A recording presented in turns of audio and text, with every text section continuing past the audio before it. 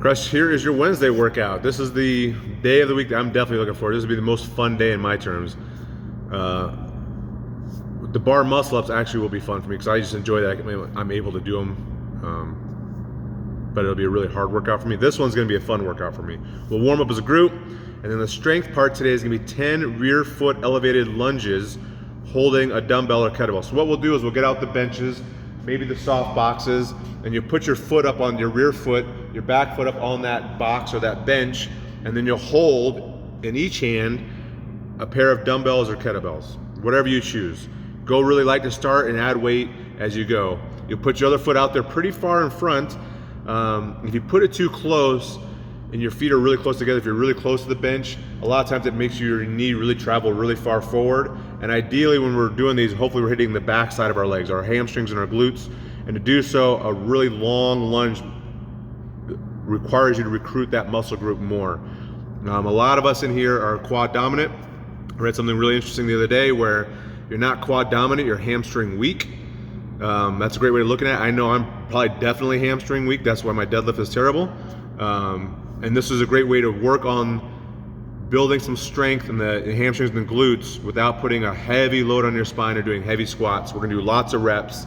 It's sets of 10. So it's gonna be an EMOM, 10-minute EMOM. 1 minute you'll do 10 rear foot elevated lunges, one leg, then you'll rest, and the next minute you'll do 10 elevated lunges, the other leg. So in the bigger classes, we can have the benches set up, and you can easily have one person on one side of the bench using one half of the bench doing their lunges, while somebody's facing the other direction with their foot on the other half of the bench doing their lunges.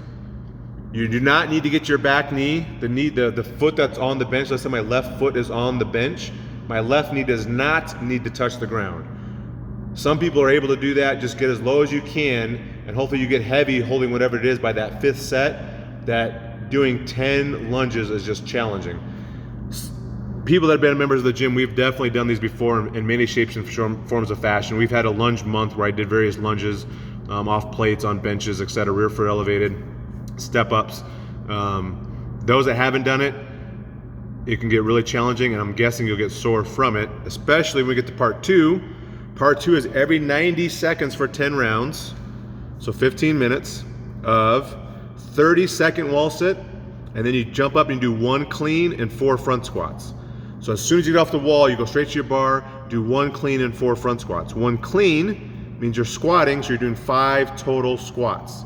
1 clean, 4 front squats.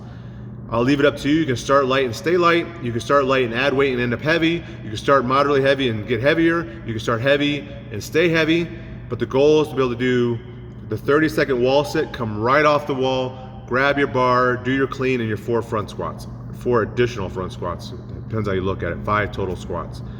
And that is 10 rounds of that, which should be front squats especially are gonna hit the front part of the leg, the quads more. So your legs are probably gonna be pretty sore, hopefully in the back and the front after today, building some of those gains. Have a good Wednesday.